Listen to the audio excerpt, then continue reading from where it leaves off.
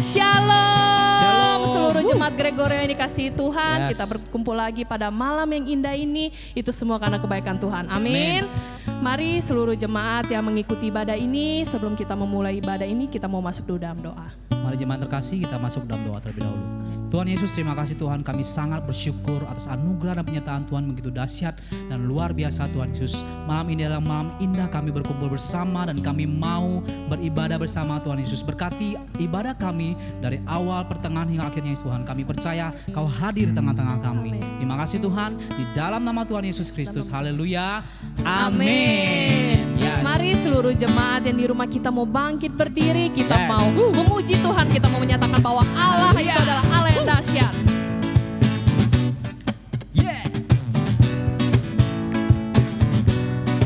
Mari sama-sama kita mau menyatakan dari utara ke selatan, terdengar pujian bagi Allah.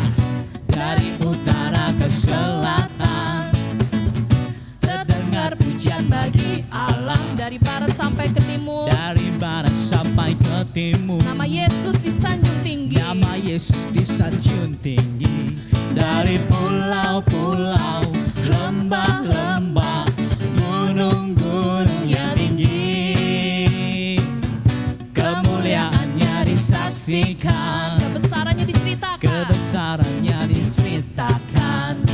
Yesus, Yesus, nama Yesus, nama Yesus disanjung tinggi.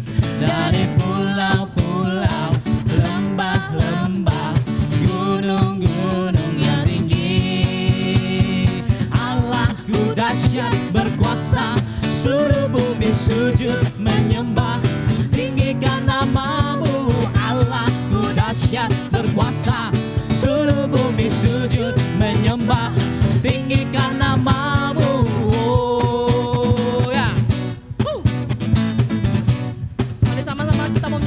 Kemuliaannya disaksikan, kemuliaannya disaksikan, kebesarannya diciptakan.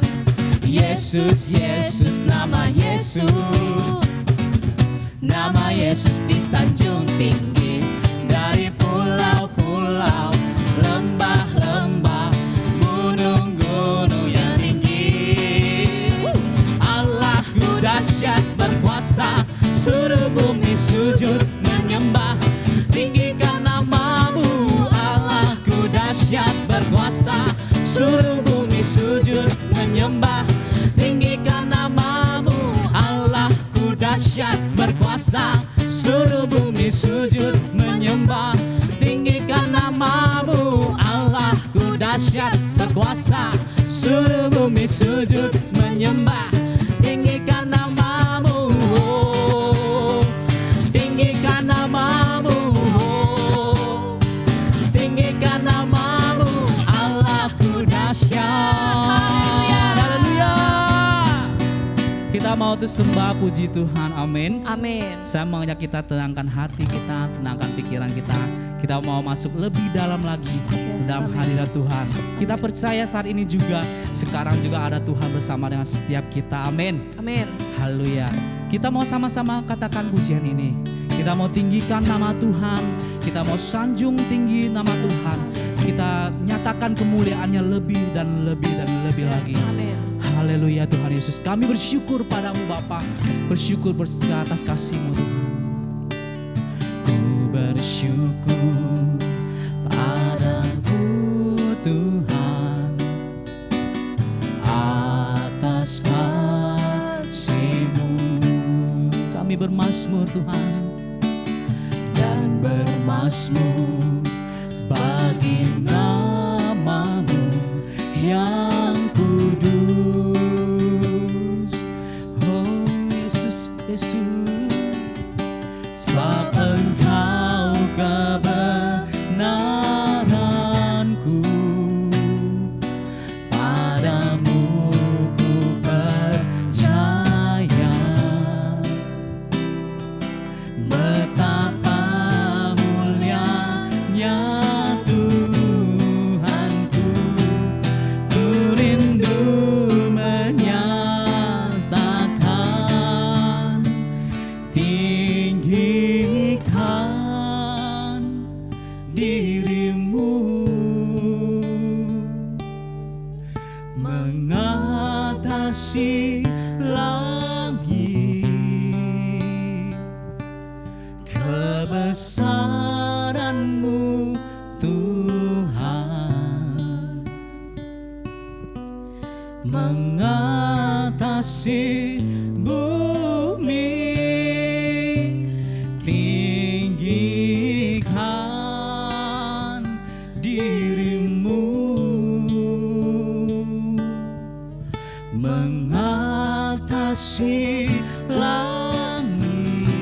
kemuliaan-Mu Tuhan, kemuliaan-Mu Tuhan. Haleluya.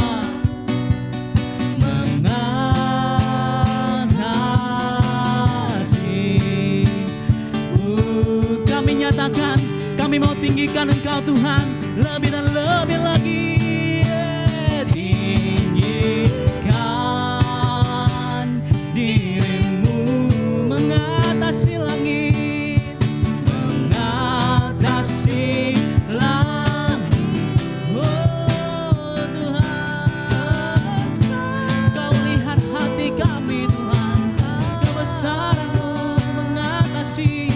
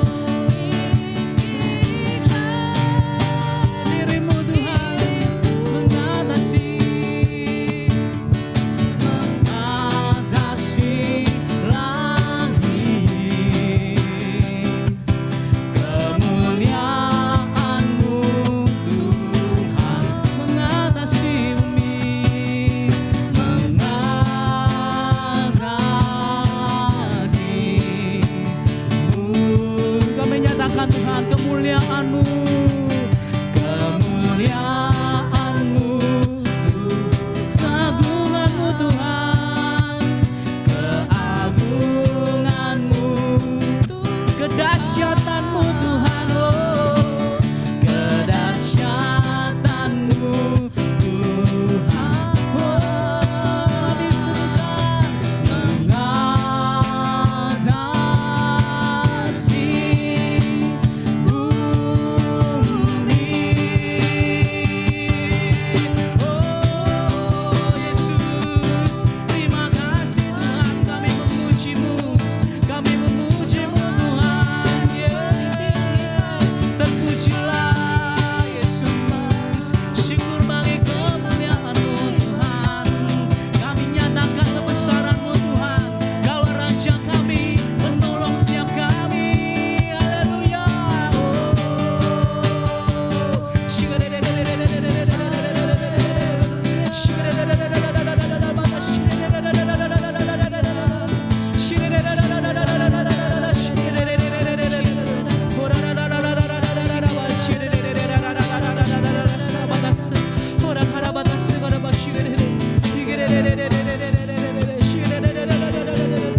tiada seperti-Mu Tuhan, tiada seperti-Mu Tuhan Yesus. Kau Raja kami, satu-satunya Tuhan kami menyembah-Mu Tuhan.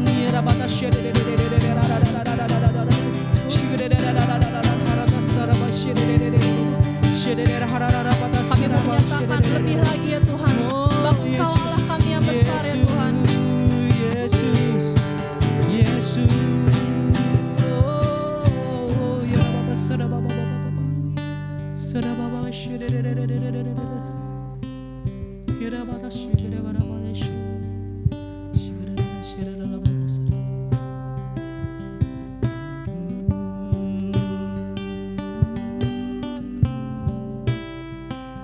Haleluya. Bersama-sama kita mau menyatakan how great is our God.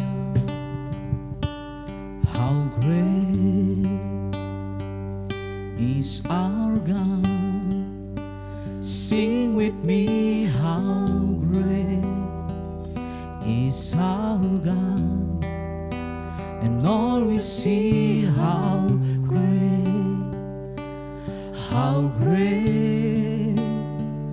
is our God. Sekali lagi, how great. How great is our God. Sing with me, how great is our God. And all we see, how great is our God. How great. How great is our God. Sing with me, how great is our God. And all you see, how great is our God.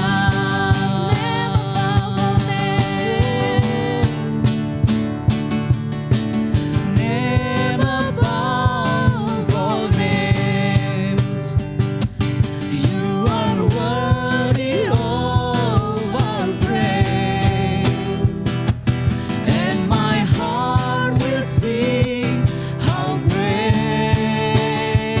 is our God.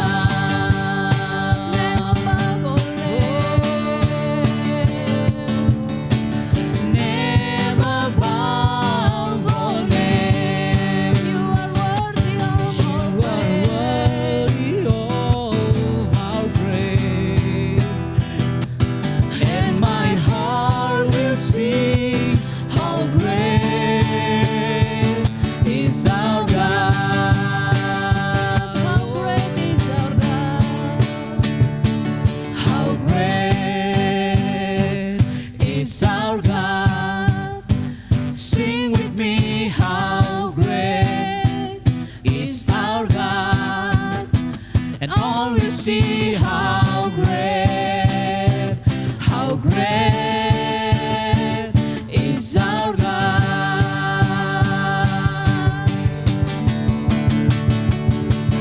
How great is our God. Sing with me, how great is our God. And all we see, how great is our God. Name above all Oh, yes. Name above all names, you are worthy of our praise, and my heart will sing, how great is our God.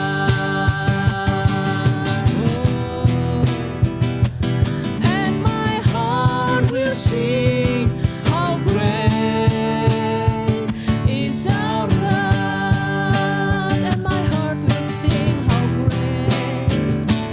And my heart will sing, how great is our God. Oh, Beri kemuliaan untuk Tuhan. how great is our God. Haleluya. Yes, benar Tuhan, sebab Engkau Allah kami, Allah yang besar ya Tuhan. Kami mau terus meninggikan Engkau, kami mau terus menyembah Engkau. Terima kasih ya Bapa. Inilah setiap penyembahan kami, inilah setiap pujian kami. Pada saat ini ya Tuhan, kami mau mempersiapkan hati kita mendengarkan Amin. kebenaran firman-Mu.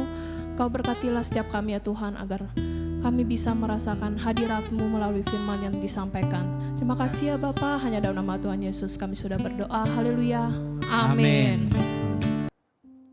Selamat malam, saudara-saudara, Bapak Ibu dalam Tuhan. Apa kabarnya? Saya percaya dimanapun kita berada, doa saya kita semua didapati dalam keadaan yang baik-baik saja, dalam keadaan yang damai sejahtera dan sukacita Tuhan masih mengalir dalam kehidupan setiap kita. Sebelum kita mau mendengar firman Tuhan, mari kita berdoa. Bapa dalam surga, terima kasih Bapa, mengucap syukur Tuhan pada malam hari ini Bapa, Engkau masih pelihara hidup kami Tuhan. Kami masih dipelihara oleh Engkau Tuhan, dan kami tidak dibiarkan untuk jalan sendiri Tuhan. Engkau ada bersama dengan kami. Kalau kami jatuh Tuhan, Engkau menggendong kami Bapa. Terima kasih Tuhan, kesetiaan-Mu kami rasakan. Kasih karunia-Mu kami bisa rasakan Bapa. Terima kasih Tuhan. Sebentar kami mau belajar mendengarkan firman-Mu Tuhan. Biarlah semakin hari kami semakin belajar, iman kami bertumbuh Tuhan. Kerohanian kami semakin bertumbuh dalam Engkau Tuhan. Dan kami bisa menjadi kesayangan-Mu Tuhan. Dan Engkau bisa tersenyum melihat kami anak-anak-Mu, anak-anak yang berkenan kepada Engkau Tuhan. Terima kasih Bapak, terima kasih. Biarlah firman yang ditaburkan tidak akan kembali dengan sia-sia. Firman ini akan berakar, bertumbuh dan berbuah di hati setiap kami yang menyimak dan mendengarkan baik-baik. Terima kasih Bapak, terima kasih. Dalam nama Yesus kami memulai kebenaran firman Tuhan. Haleluya. Amin. Judul khotbah saya pada malam hari ini adalah penguasaan diri. Judul khotbah saya adalah penguasaan diri. Penguasaan diri adalah buah roh yang terakhir dalam Galatia pasal yang ke-6. Nah, kita dalam hari-hari modern sehari ini, semua orang, semua dari kita ingin mengendalikan sesuatu. Bahkan hari-hari ini semua peralatan elektronik seperti AC, seperti TV, mobil pun pakai remote. Bahkan hari ini ada juga mobil yang bisa kita kendalikan. Kita tinggal set petanya, mobil itu jalan sendiri. Wow, semua kita bisa kendalikan dan semua orang mau untuk mengendalikan segala sesuatu. Mungkin kita lagi di kantor, kita juga bisa mengendalikan babysitter kita di rumah. Kita bisa kendalikan mereka pakai CCTV. Kita bisa atur mereka dan CCTV itu ada mic, kita bisa ngomong di CCTV itu. Kita bisa bilang sama babysitter kita, anak kita lagi nangis, anak kita lagi udah makan belum, udah minum obat belum. Kita semua ingin mengendalikan. Kita ingin mengendalikan segala sesuatu. Dan kita mau hidup kita ketika kita mengendalikan segala sesuatu, hidup ini semakin mudah. Perhatikan baik-baik. Kita mau untuk kita bisa mengendalikan segala sesuatu. Mudah untuk kita bisa mengendalikan segala sesuatu. Tapi perhatikan baik-baik. Sulit untuk setiap kita mengendalikan dan menguasai diri kita sendiri. Kita cenderung tidak bisa menguasai diri. Kita cenderung tidak bisa mengendalikan diri. Kita cenderung mau mengendalikan segalanya. Tetapi kita lupa, bahkan kita juga kesulitan untuk mengendalikan diri kita sendiri. Oleh sebab itu Amsal berkata, dalam Amsal pasal yang ke-16 ayat yang ke-32 berkata, orang yang sabar melebihi seorang pahlawan. Orang yang menguasai dirinya melebihi orang yang merebut kota. Kitab Amsal ditulis di zaman yang waktu itu masih dalam zaman peperangan, di mana ketika seseorang bisa menguasai kota, ketika seseorang pahlawan bisa menguasai, bisa merubuhkan tembok pertahanan dari sebuah kota, ini ada sebuah kebanggaan yang luar biasa. Ada sebuah kemuliaan yang luar biasa. Kehormatan yang dia punya dan dia akan bangga dan keluarganya akan menjadi kebanggaan selama turun-temurun. Tetapi di mata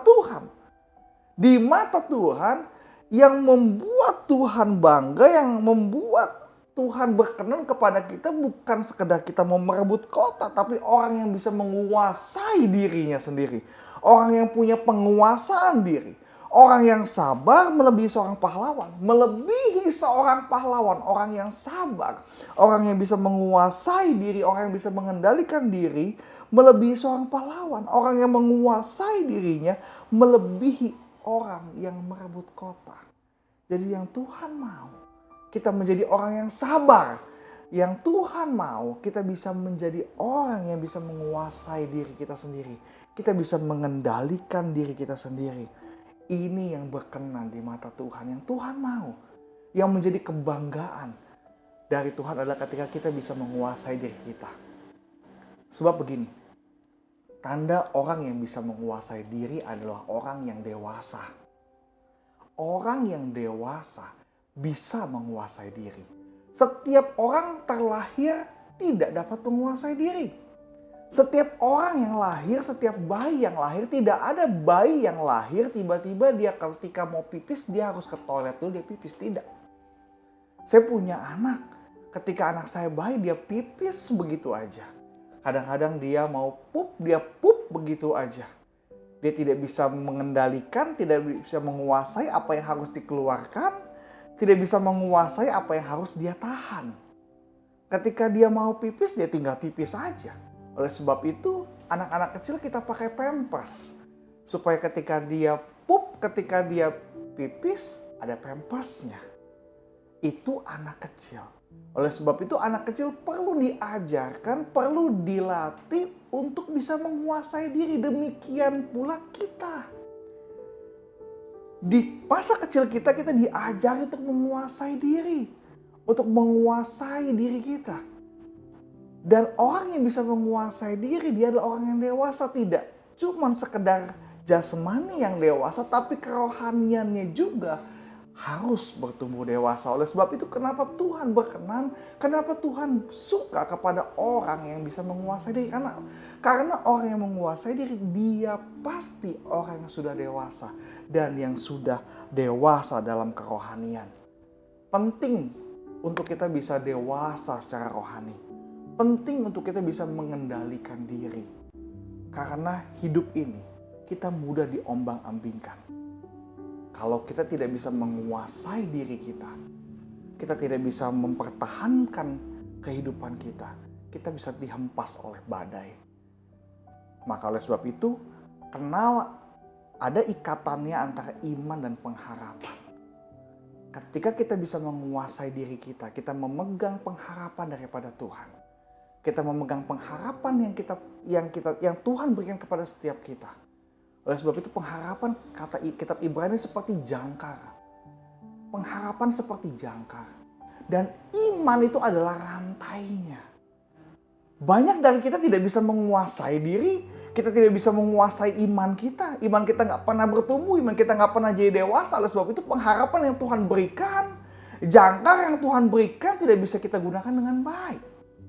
Jangkar yang kita taruh ketika kita mau lepaskan jangkar ketika ada badai, jangkar itu mudah putus dan kita bisa diombang-ambingkan oleh badai. Oleh sebab itu penguasaan diri penting. Oleh sebab itu penguasaan diri sangat penting dan butuh kedewasaan untuk kita bisa menguasai diri. Oleh sebab itu siapapun dari kita yang mendengar pada malam hari ini, saya mau untuk kita belajar untuk kita menguasai diri kita. Untuk kita bisa menguasai hidup kita. Kita punya penguasaan diri. Oleh sebab itu kenapa penguasaan diri masuk ke dalam buah roh. Kita butuh pertolongan Roh Kudus untuk kita bisa menguasai diri. Kita butuh untuk pertolongan Roh Kudus untuk kita bisa mengendalikan diri kita sendiri. Firman Tuhan dalam Amsal pasal yang ke-25 ayat ke-28 berkata, orang yang tidak dapat mengendalikan diri, perhatikan baik-baik. Amsal pasal 25 ayat ke-28. Orang yang tidak dapat mengendalikan diri adalah seperti kota yang roboh temboknya. Ketika sebuah kota roboh temboknya, artinya sebuah kota itu tidak ada pertahanan. Yang artinya kota itu rentan terkena serangan musuh. Oleh sebab itu kita yang hari ini tidak bisa mengendalikan diri, orang yang tidak dapat mengendalikan diri adalah seperti kota yang roboh temboknya. Orang yang tidak bisa mengendalikan diri rentan terhadap musuh yang menyerang. Oleh sebab itu jangan heran ketika kita tidak bisa menguasai diri. Iblis sudah mengintip di lubang pintu. Kita rentan tuh diserang oleh si iblis. Kita rentan diserang oleh keinginan daging kita sendiri. Kalau kita bisa menguasai diri, kita tidak akan rentan. Kalau kita bisa menguasai diri, kita seperti kota yang kokoh temboknya. Tapi sebaliknya kalau kita tidak bisa menguasai diri, kita seperti kota yang roboh temboknya. Ketika ada orang cerita sama kita tentang sesuatu, harusnya kita kendalikan diri kita nggak boleh cerita sama orang lagi. Nah, iblis buka celah ketika kita tidak bisa mengendalikan diri kita. Ketika kita tidak bisa menguasai diri kita buka celah dan akhirnya kita ngomongin ke semua orang. Misalnya kita ingin sebuah barang, kita ingin beli sebuah barang, tapi kita punya uang tidak banyak. Kita harus bisa menguasai diri kita, kita tahan, kita nggak boleh beli. Ingat, kita harus membeli apa yang kita butuhkan, bukan apa yang kita inginkan. Kalau kita beli apa yang kita inginkan, kita mau ingin semuanya. Aku ingin begini, aku ingin begitu. Ingin ini, ingin itu, ingin banyak sekali. Kita maunya ingin, tapi yang kita harus beli, yang kita harus miliki adalah yang kita butuhkan. Kalau kita nggak bisa mengendalikan diri, kita mudah untuk membeli sesuatu. Kita nggak sayang uang kita mau beli sesuatu. Hati-hati, kalau kita tidak bisa menguasai diri kita rentan. Iman kita rentan. Seperti pengharapan tadi. Pengharapan seperti jangkar. Kalau kita rentan, jangkar itu punya rantai. Rantai itu iman. Kalau kita tidak menguasai diri, rantai kita mudah putus. Pengharapan kita nggak tahu kemana lagi. Oleh sebab itu penting saya mau ajarkan untuk kita semua bahwa kita perlu mengendalikan diri. Kita perlu ada penguasaan diri. Kita perlu mengendalikan diri kita supaya kita tidak rentan, supaya kita kokoh, supaya kita tidak tergoyahkan, supaya iman kita bertumbuh, kita juga semakin dewasa dan kita juga bisa menguasai diri kita. Jangan bilang kita mau menguasai sesuatu. Kita mau mengendalikan sesuatu kalau kita tidak bisa mengendalikan diri kita sendiri. Penting untuk kita bisa mengendalikan diri kita sendiri. Ada 3 hal yang sangat penting yang harus kita kendalikan dalam hidup ini. Saya percaya ada banyak sekali yang kita mesti kendalikan dalam kehidupan ini, ada banyak sekali, tapi ya saya catat 3 hal yang paling penting menurut saya, yang saya catat di catatan saya, dan ini yang kita harus pelajari. Kita harus pelajari karena waktu juga saya juga tidak keburu untuk berikan semuanya, tapi saya hanya bagikan 3 hal yang sangat penting untuk kita bisa kendalikan dalam kehidupan ini. Yang pertama adalah lidah. Yang pertama yang harus kita kendalikan dalam kehidupan ini adalah lidah kita. Yakobus pasal yang ketiga, ayat yang kedua sampai yang kelima, demikianlah firman Tuhan, sebab kita semua bersalah dalam banyak hal. Barang siapa tidak bersalah dalam perkataannya, perhatikan baik-baik. Barang siapa tidak bersalah dalam perkataannya, ia adalah orang yang sempurna. Dan juga dapat mengendalikan seluruh tubuhnya. Perhatikan baik-baik bahwa kalau orang yang tidak pernah salah perkataannya adalah orang yang sempurna. Itulah sebabnya kenapa kita harus mengendalikan diri kita supaya hidup kita bisa dapat kita kendalikan. Kalau kita menguasai lidah kita, kita sudah mengendalikan seluruh tubuh kita. Kita mengenakan kekang pada mulut kuda, ayat yang ketiga. Sehingga ia menuruti kehendak kita. Dengan jalan demikian kita dapat juga mengendalikan seluruh tubuhnya. Kalau kita mau mengendalikan kuda yang begitu besar, kita hanya butuh kekang. Kekang yang besi yang hanya mungkin sejengkal tangan saya, 15-20 cm. Kekang ditaruh di mulut kuda untuk mengendalikan kuda itu. Begitu pula dengan hidup kita. Kalau kita bisa mengendalikan lidah kita, kita bisa menentukan apa yang kita bicarakan kepada orang lain, kita sudah bisa mengendalikan seluruh tubuh kita. Perhatikan baik-baik, lidah yang kecil bisa mempengaruhi seluruh tubuh kita. Ayat yang keempat, dan lihat saja kapal-kapal walaupun amat besar dan digerakkan oleh angin keras, namun dapat dikendalikan oleh kemudi yang amat kecil menurut kehendak jurumudi. Yakobus mau berkata bahwa lidah kita dapat mengendalikan kita kemana kita mau pergi. Halo, lidah kita dapat menentukan kemana kita pergi. Lidah ini kecil bisa mengendalikan seluruh tubuh kita. Seperti kemudi kepada kapal yang begitu besar. Kapal-kapal walaupun amat besar dan digerakkan oleh angin keras, namun dapat dikendalikan oleh kemudi yang amat kecil. Kemudi yang kecil itu akan menentukan kemana arah kapal itu. Begitu pun dengan lidah kita. Orang yang bisa menguasai lidahnya, orang itu bisa mengendalikan hidupnya kemana dia harus pergi. Perhatikan baik-baik. Engkau mau keluargamu baik-baik saja? Kita mau keluarga kita baik-baik saja? Para suami, bapak-bapak, ibu-ibu, mau keluarga kita baik-baik aja? Lidah kita mengendalikan kemana arah keluarga kita. Kalau setiap hari suami, istri, anak-anak bertengkar di rumah, saya sudah tahu kemana arah keluarga itu. Tapi sebaliknya, kalau di keluarga itu diisi dengan kata-kata yang baik, diisi dengan kata-kata yang memotivasi, saya percaya arahnya keluarga itu akan mengarah pada keluarga yang harmonis dan diberkati Tuhan luar biasa. Ada sebuah cerita, ada seorang anak dan seorang bapak. Bapaknya sibuk banget, sibuk kerja bapaknya. Bapaknya jarang memperhatikan anaknya. Dan si kecil ini dia hobi menggambar, dia mau menggambar sesuatu untuk bapaknya. Dia mau perlihatkan kepada bapaknya kalau dia pintar gambar. Dia gambar luar biasa, dia gambar sebagus-bagusnya. Ketika anak itu bilang ke papanya, "Papa, aku gambar sesuatu." Bapaknya cuma bilang apa? Oke lah, lumayan. Anak itu sedih. Saya mau papa saya mengakui saya. Dan anak itu sekolah, dia kuliah, dia belajar dengan giat supaya papanya mengakui dia. Dia sekolah tinggi, di perguruan tinggi, dia sekolah baik-baik, dia kejar nilai setinggi mungkin. Dan dia dapat peringkat kedua di angkatan dia. Luar biasa sekali. Dia jadi peringkat kedua. Ketika dia bilang sama papanya, "Papa, aku juara 2 di perguruan tinggi aku, Pak. Nilai aku ini urutan kedua, Pak." Papa cuma bilang, "Oh, kamu gak yang pertama." Hei, kalimat demikian. "Oh, kamu gak yang pertama." Kalimat yang demikian, kalimat itu sederhana. Tetapi si anak yang mendengar itu, kalimat itu seperti menyayat-nyayat hatinya. Dan tidak heran 2 minggu setelah bapaknya bilang itu, anak itu berakhir bunuh diri. Karena dia sudah melakukan yang terbaik, tapi bapaknya tidak lihat. Bayangkan ketika seorang anak dia menggambar. Anak kecil gambar, kita tahu sendiri, anak kecil, anak saya gambar, dia coret-coret.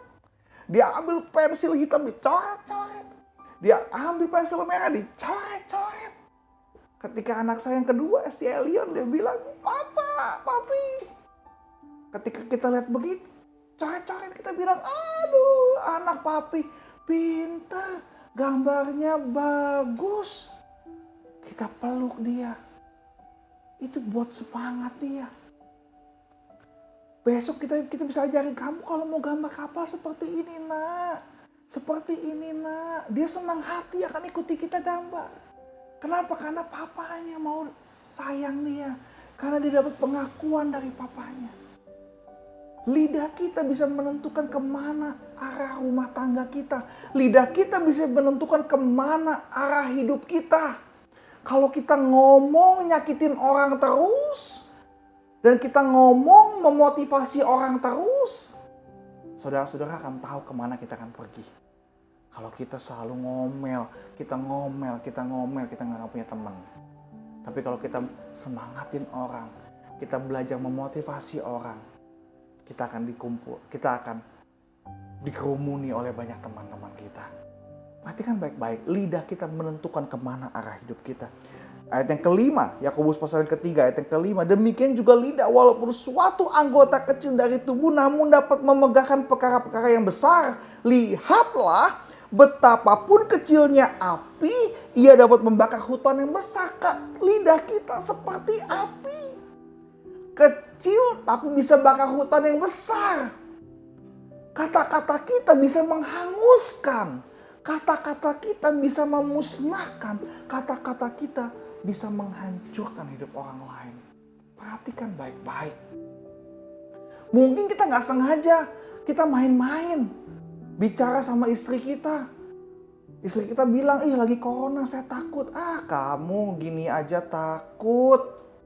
Kita ngomong, mungkin kita nggak niat ngomong serius, kita cuma bercanda. "Ah, kamu gini ya takut, aduh tadi mah nyesel saya nikah sama kamu." Perhatikan baik-baik kalimat demikian. Mungkin kita nggak bermaksud seperti itu. Tetapi kata-kata kecil kita bisa membakar rumah tangga kita. Dan kita nggak tahu kata-kata kecil kita itu. Mungkin kita tidak bermaksud untuk demikian. Mungkin kita tidak bermaksud untuk menyakiti hati dia. Tetapi kata-kata itu bisa membuat hati istri kita tawar. Ketika hati istri kita tawar, rumah tangga jadi goyang. Banyak perceraian terjadi hanya karena kata-kata. Ketika perceraian terjadi, anak-anak lihat, ya papa mama Banyak anak-anak muda hari ini hidupnya tidak tahu seperti apa karena mereka semua kebanyakan berasal dari keluarga yang broken home. Berawal dari kata-kata. Ketika berantem, udah cerai aja deh. Udah kita stop aja. Kita pisah aja. Kamu di sana, saya di sini. Kamu pulang ke rumah orang tua kamu. Saya sama anak-anak. Mungkin kita sedang emosi, kita sedang marah-marah. Tapi kalimat kita, kata-kata kita bisa menghanguskan. Bisa menghancurkan dalam semalam. Di kantor, ketika kita bilang sama karyawan kita, kalian semua kerjanya payah semuanya. Hei, reputasimu di kantor hancur dalam semalam. Ketika kau bicara yang tidak sopan pada mertuamu, ketika kau bicara tidak sopan kepada anak, kepada orang tua kita, banyak hubungan hancur. Perhatikan baik-baik. Kita perlu menguasai lidah kita. Kita perlu menguasai diri kita. Lidah kita seperti setir. Bisa menggerakkan kapal yang besar. Begitu pula dengan lidah kita bisa menggerakkan tubuh kita. Kemana engkau mau pergi tergantung dari lidah kita. Zaman sekarang ada undang-undang ITE. Kalau kita ngomong sembarangan di sosial media. Kita ngomong menghina orang aja. Misalnya orang itu bagaimana, orang itu begini, orang itu begitu. Yang sebutnya body shaming. Kita bisa dikena pasal. Bahkan bukan cuma sekedar bicara, kita mengetik sesuatu di sosial media kita. Kita bisa dituntut orang. Kata-kata kita bisa menentukan kemana arah hidup kita. Pepatah dunia mengatakan apa? Mulutmu adalah harimaumu. Hati-hati dengan perkataan setiap kita. Amin. Bapak Ibu Saudara sekalian, saya percaya jemaat GB Gregorio kalimat dari mulutnya pasti harus membangun. Katakan amin. Dengan lidah kita bisa memuji Tuhan. Dengan lidah kita pun kita bisa bersungut-sungut sama Tuhan. Ya, kita bisa berdoa, kita bisa memuji Tuhan. Tapi dengan lidah kita bisa bersungut-sungut sama Tuhan. Banyak orang komplain. Banyak orang yang ngomel-ngomel. Waduh, lagi zaman begini. Kadang-kadang begini loh. Kita melihat apa di depan mata. Tapi Tuhan itu adalah dia Alfa Omega. Yang awal dan yang akhir. Tuhan bisa melihat yang awal dari akhir. Bisa melihat yang akhir dari yang awal. Tuhan tidak lekang oleh waktu. Dia tidak terbatas oleh waktu. Dia tidak dibatasi ruang dan waktu. Kita dibatasi ruang dan waktu. Tapi Tuhan tidak. Kadang-kadang kita komplain, Tuhan kenapa saya hari ini kehilangan kerjaan saya? Saya udah kerja baik-baik, udah kerja bagus-bagus, udah kerja rajin-rajin, saya masih dipecat Tuhan. Tuhan payah. Perhatikan baik-baik, bersungut-sungut. Aduh Tuhan gimana sih Tuhan? Aduh Tuhan gimana sih Tuhan? Tuhan ini gimana nih Tuhan? Tuhan bisa gak sih atau saya bisa kerja lagi? Kita bersungut-sungut, kita ngomel sama Tuhan. Ketika kita gak kerja, kita pikir, saya mau bisnis. Ketika dia bisnis sesuatu, di tengah-tengah pandemi corona, bisnisnya itu meningkat luar biasa tajam. Ketika meningkat luar biasa tajam, dia bilang, oh ternyata maksud Tuhan ini loh. Dulu Tuhan bikin saya keluar dari perusahaan supaya saya bisnis ini, dan bisnisnya sekarang maju. Seperti Yusuf. Ketika Yusuf dijual sama kakak-kakaknya, Yusuf itu punya mimpi. Dia punya mimpi katanya ada 12 bintang. Dan bintang yang besar itu semua saudara-saudaranya nyembah kepada bintang itu. Dikatakan dia adalah bintangnya. Dan saudara-saudaranya memusuhi dia. Dan saudara-saudaranya Yusuf menjual Yusuf ke tanah Mesir. Yusuf bisa komplain, tapi Yusuf tidak komplain sama sekali. Yusuf gak bersungut-sungut sama Tuhan. Dia kerja di rumah Potifar. Dia dijebak oleh istri Potifar. Ada kesalahpahaman di sana. Sehingga Yusuf masuk penjara. Ketika masuk penjara, dia menerjemahkan mimpi si juru minum dan si juru roti. Ketika mereka bebas, mereka lupa sama Yusuf.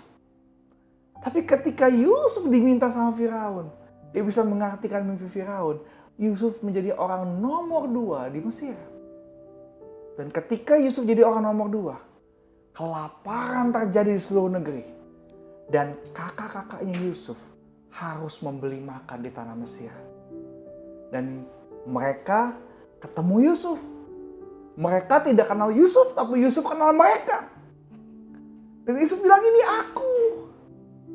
Bahkan sampai 2 kali Yusuf berkata, Tuhan yang sudah lebih dulu mengirim aku ke Mesir untuk memberikan perpanjang hidup kepada sanak saudara kita.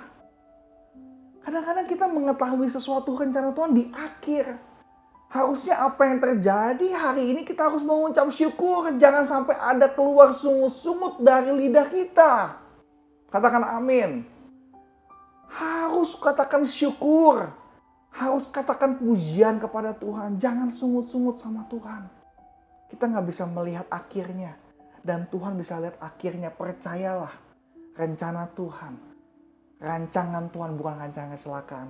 Tapi rancangan yang penuh dengan damai sejahtera dan sukacita. Haleluya. Dengan lidah kita bisa berdoa. Dengan lidah kita bisa mengutuk. Hati-hati. Apa yang keluar dari mulut berasal dari dalam hati. Apa isi hati kita akan mempengaruhi apa yang keluar dari mulut kita. Dengan lidah kita bisa memotivasi orang. Dengan lidah kita bisa menghancurkan hidup orang. Hati-hati. Dengan lidah kita bisa menyebarkan cinta. Dengan lidah kita bisa menyebarkan kasih. Dengan lidah kita bisa menyebarkan kebencian. Perhatikan baik-baik. Pilihan di tangan kita. Kita mau pakai lidah kita untuk berbuat baik, atau kita mau pakai lidah kita untuk menghanguskan seperti api yang menyala, yang menghanguskan hutan yang besar. Oleh sebab itu kuasa lidah. Perhatikan baik-baik. Kita harus menguasai lidah kita. Supaya apa yang keluar dari lidah kita adalah kata-kata yang membangun, yang memberkati, yang memotivasi orang lain. Haleluya. Apalagi di tengah pandemi seperti ini. Kita anak-anak Tuhan, kita orang Kristen, lidah kita harus berikan berkat. Harus keluar berkat dari lidah kita. Harus keluar kekuatan dari lidah kita. Harus keluar motivasi yang baik dari lidah kita. Betul tidak? Ada teman-teman yang cerita, aduh corona begini, tenang. Dalam Tuhan kita pasti bisa. Dalam Tuhan kita pasti kuat. Dalam Tuhan kita pasti menang. Kita nggak boleh takut. Kita harus berjaga-jaga. Perhatikan baik-baik. Pakai masker. Cuci tangan lebih sering.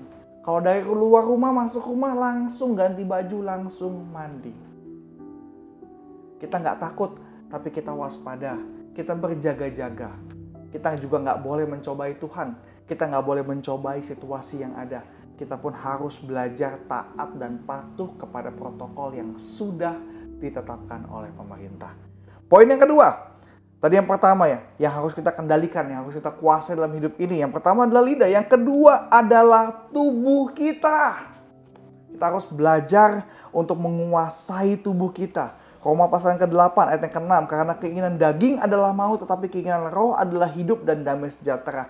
Tubuh kita ini masih daging. Perhatikan baik-baik. Kita ada tubuh, jiwa, dan roh. Tubuh ini masih daging. Dan keinginan daging itu maunya yang enak-enak. Perhatikan baik-baik. Hati-hati. Kita harus menguasai tubuh kita. Jangan sampai tubuh kita yang menguasai pikiran kita. Tapi kita harus fokus, kita mesti punya penguasaan diri untuk kita bisa menguasai tubuh kita. Untuk kita bisa menguasai keinginan kita. Untuk kita bisa menguasai nafsu makan kita. Perhatikan baik-baik. Ini adalah hal yang penting sekali. Tubuh ini adalah bait Roh Kudus. Tubuh kita ini adalah bait Allah. Kita harus jaga tubuh kita baik-baik. Keinginan kita. Rokok, hati-hati. Rokok itu bisa menghancurkan tubuh kita. Tubuh ini yang Tuhan berikan kepada kita. Kita harus belajar menguasai. Kita harus belajar menguasai, mengendalikan diri kita. Jangan sampai kedagingan kita menguasai kita. Karena keinginan daging adalah maut. Perhatikan baik-baik. Keinginan daging adalah maut. Kita merokok. Merokok menyebabkan kematian. Maut. Perhatikan baik-baik.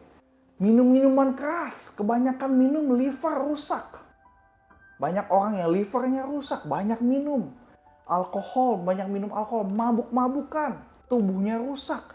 Keinginan daging, keinginan tubuh adalah maut. Makan banyak. Makannya mau yang enak-enak. Kalau nggak samcan nggak bisa makan. Hei, hati-hati. Hati-hati dengan pola makan kita. Pola hidup kita menentukan kita akan bagaimana di depan. Banyak anak-anak muda, teman-teman saya banyak sekali umur 25, 31, umur 38, mereka masih muda-muda. Mereka nggak bisa jaga pola hidup mereka, makan sembarangan, istirahat nggak pernah cukup, begadang terus nonton bola yang jam 3 pagi nonton bola. Sehingga badannya rusak, badannya sakit, dan mereka nggak bisa memaksimalkan tubuh mereka. Banyak dari mereka yang akhirnya meninggal di usia muda, serangan jantung, kanker. Banyakan minum minum kemasan teh manis yang dalam kemasan ada warna merah, warna apa kemasan teh manis, saya nggak boleh sebut merek di sini. Banyak minum minuman tuh manis, dimakan manis, manis diminum, teh manis minum, teh manis minum, teh manis. Diabetesnya naik, masih muda, umur 40, 45 bisa kena stroke. Karena diabetes mellitusnya tinggi sekali. Hati-hati, tubuh ini bait Allah. Kita harus jaga tubuh ini. Saya pun hari ini belajar untuk saya bisa mengendalikan pola makan saya. Pagi-pagi kita mesti olahraga. Meskipun corona, perhatikan protokol, pakai masker, kita boleh jalan pagi. Kita boleh olahraga di rumah. Kalau kita bisa lakukan yang terbaik, kita mesti mengendalikan, kita mesti menguasai tubuh kita. Hati-hati. Hati-hati yang suka minum kopi. Minum kopi 1 hari sekali, 2 kali maksimal. Jangan minum kopi 1 hari 6 kali, 1 hari 7 kali. Hati-hati. Dengan kopi juga hati-hati. Kita harus mengendalikan. Nafsu itu baik, tetapi kalau berlebihan bahaya. Oleh sebab itu, keinginan kita, nafsu kita, hati-hati. Nafsu makan itu baik, kalau nggak ada nafsu makan kita nggak bisa makan. Tetapi kalau nafsu makan kita berlebihan, berat badan naik, hipertensi naik, kolesterol naik, asam urat naik, gulanya naik, semuanya naik. Naik ke sorga nanti. Hati-hati. Hati-hati. Nafsu, kadang-kadang kita marah sama orang. Kadang-kadang kita marah wajar. Tetapi kalau marahnya pakai nafsu, marah itu bisa menghancurkan. Hati-hati. Kita mesti mengendalikan keinginan kita. 1 Korintus pasal yang ke-10 ayat ke-31. Aku menjawab, jika engkau makan atau jika engkau minum atau jika engkau melakukan sesuatu yang lain, lakukanlah semua itu untuk kemuliaan Allah. Kalau kita minum, kita makan, kita melakukan segala sesuatu, lakukanlah semuanya itu untuk kemuliaan Tuhan. Kita mau jaga tubuh ini supaya tubuh ini baik. Supaya kita terus tampil oke. Terus kita bisa menikmati hidup ini. Hidup yang kita bisa pakai untuk memuliakan nama Tuhan. Kalau kita makan banyak, kita makan yang nggak sehat, kita jadi nggak sehat, kita jadi sakit, kita jadi bukan hanya sakit, sekarang bisa banyak orang yang meninggal karena pola makannya nggak baik. Hati-hati. Kita jadi nggak bisa memuliakan Allah, kita nggak bisa melayani Tuhan sungguh-sungguh. Hati-hati. Oleh sebab itu anak-anak muda, pakai masa-masa mudamu. Jaga tubuh ini, jangan dirusak. Jangan kita merokok, jangan kita narkoba, jangan kita minum minuman keras. Free sex, hati-hati. Seks itu perlu nafsu, tapi itu diciptakan Allah di koridor pernikahan. Perhatikan baik-baik, kalau anak-anak muda belum menikah sudah merasakan seks, hati-hati. Nafsu itu bisa menghancurkan. Kasih itu memberi, nafsu itu mengambil. Hati-hati, perhatikan baik-baik. Kalau kita punya keinginan, kita harus mengendalikan tubuh kita. Kita harus mengendalikan diri kita. Jangan sampai keinginan daging kita menguasai kita. Karena keinginan daging adalah maut. Saya katakan sekali lagi, karena keinginan daging adalah maut. Yang ketiga, yang terakhir, yang harus kita kuasai, yang ketiga adalah sumber daya yang kita punya. Sumber daya yang kita miliki hari ini. Yang kita harus kuasai, uang kita, tenaga kita, waktu kita. Filipi pasal yang keempat, ayat yang ke-11 sampai ke-13 berkata, kukatakan ini bukankah karena kekurangan, sebab aku telah belajar mencukupkan diri dalam segala keadaan. Aku tahu apa itu kekurangan, dan aku tahu apa itu kelimpahan dalam segala hal dan dalam segala perkara yang tidak ada sesuatu yang merupakan rahasia bagiku, baik dalam hal kenyang maupun dalam hal kelaparan, baik dalam hal kelimpahan maupun dalam hal kekurangan. Segala perkara dapat kutanggung dalam Dia yang memberi kekuatan kepadaku. Perhatikan baik-baik. Kita harus belajar untuk mencukupkan diri dengan apa yang ada. Jangan karena gengsi, jangan karena kepengen mau beli sesuatu. Saya katakan sekali lagi, membeli sesuatu harus dengan kebutuhan, bukan dengan keinginan. Jangan karena atas dasar gengsi. Aduh, dia beli mobil baru, saya harus beli mobil baru. Dia punya rumah bagus, saya harus punya rumah bagus. Waduh, tasnya bagus banget, beli di luar negeri, saya harus beli tas itu. Aduh, handphonenya ganti, saya mesti punya handphone itu. Aduh, laptopnya ganti, saya harus punya laptop yang seperti itu. Hati-hati, jangan karena gengsi kita cepat keluarkan kredit card kita. Jangan karena gengsi kita cepat keluarin uang kita. Perhatikan baik-baik anak-anak muda yang mendengarkan streaming ini. Engkau masih muda, masih punya tenaga untuk menghasilkan uang yang banyak. Uang itu harus kau simpan baik-baik. Uang itu engkau harus kelola dengan baik. Karena banyak orang yang tidak bisa mengendalikan diri, harusnya dia sudah beli rumah, dia belum bisa beli rumah. Harusnya anak-anak muda dia bisa beli mobil, dia belum bisa beli mobil. Harusnya anak-anak muda sudah bisa punya uang untuk menikah, tapi tidak bisa menikah karena tidak bisa mengendalikan dirinya, karena tidak bisa menguasai dirinya, dia pakai uang seenaknya. Hari ini gajian, besok sudah habis. Perhatikan baik-baik anak-anak muda, kita harus belajar untuk menguasai diri. Kita harus mengendalikan diri kita. Tenaga kita, tenaga anak muda luar biasa. Tenaga anak muda itu tenaga yang energik sekali. Kita harus miliki tenaga itu untuk kita berkreasi, produktivitas. Jangan pakai tenaga kita untuk hal-hal yang tidak baik, yang tidak perlu. Berantem sama orang. Kita pakai tenaga kita untuk apa? Untuk begadang nonton bola. Balap-balapan naik motor. Zaman saya dulu anak-anak muda banyak yang balap-balapan naik motor. Nggak sedikit dari mereka yang akhirnya meninggal karena mereka menyanyiakan tenaga muda mereka. Bukannya mereka harus bekerja, bukannya mereka harus sekolah yang rajin buat bangga orang tua mereka, tapi mereka buat malu. Hati-hati. Hati-hati. Ini yang saya perlu garis bawahi. Kita harus punya kendali atas tubuh kita. Kita harus punya kendali atas sumber daya yang kita punya. Waktu yang Tuhan berikan sama kita, kita juga harus pakai secara baik-baik. Kita harus seimbangkan waktu yang kita miliki. Semua yang Tuhan berikan. Uang kita, tenaga kita, waktu kita. Kita harus belajar untuk mencukupkan diri. Saya beritahu, kita tidak akan pernah ketemu kata kelimpahan kalau kita tidak kenal kata cukup. Kita nggak akan tahu rasanya kelimpahan kalau kita nggak pernah ngerasa cukup. Cukup pakai uang, cukup kerja, perlu istirahat.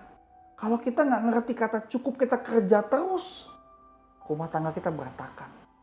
Kalau kita nggak merasa cukup dengan kerja kita kerja, akhirnya kita sakit.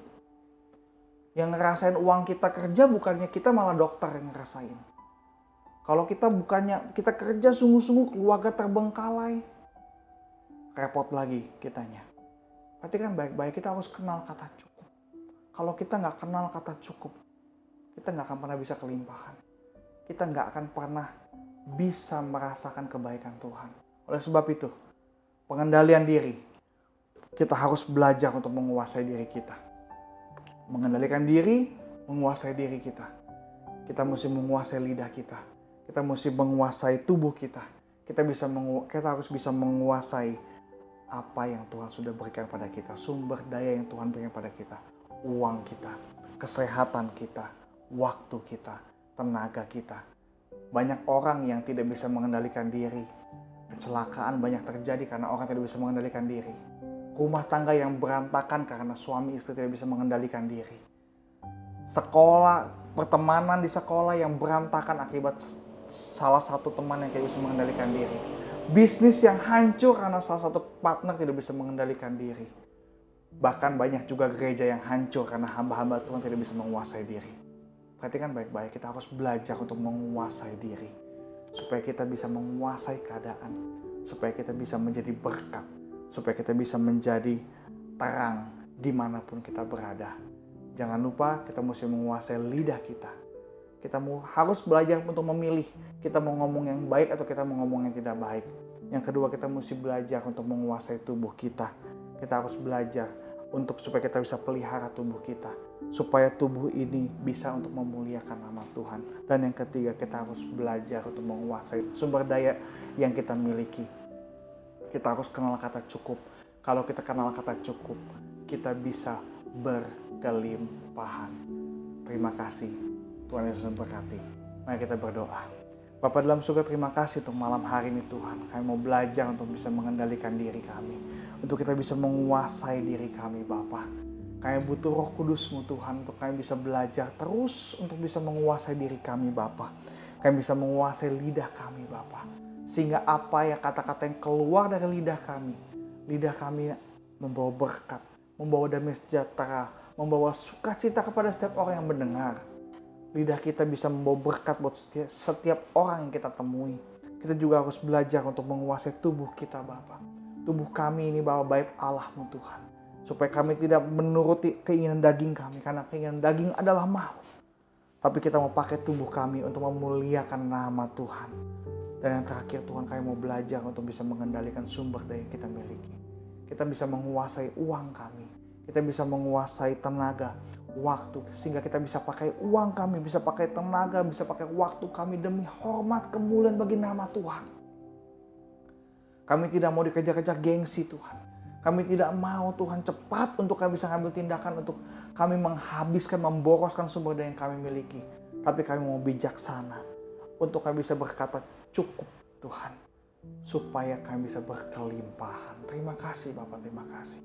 Biarlah hamba-Mu selesai bicara. Tapi biarlah Roh Kudus-Mu terus mengajari kami untuk kami bisa hidup, mengendalikan dan menguasai diri kami Tuhan. Terima kasih Bapak, terima kasih. Hamba-Mu saya bicara Tuhan. Biarlah firman-Mu terus kekal adanya Tuhan dalam hati setiap jemaat-Mu Tuhan. Terima kasih Bapak, terima kasih. Hanya dalam nama Yesus. Haleluya. Amin, amin. Jemaat Tuhan yang kita berada, jangan lupa untuk kita bisa menyaksikan ibadah online di hari Minggu. Di ibadah HK jam 7.30 dan ibadah bahasa Indonesia jam 9.30. Tuhan Yesus memberkati.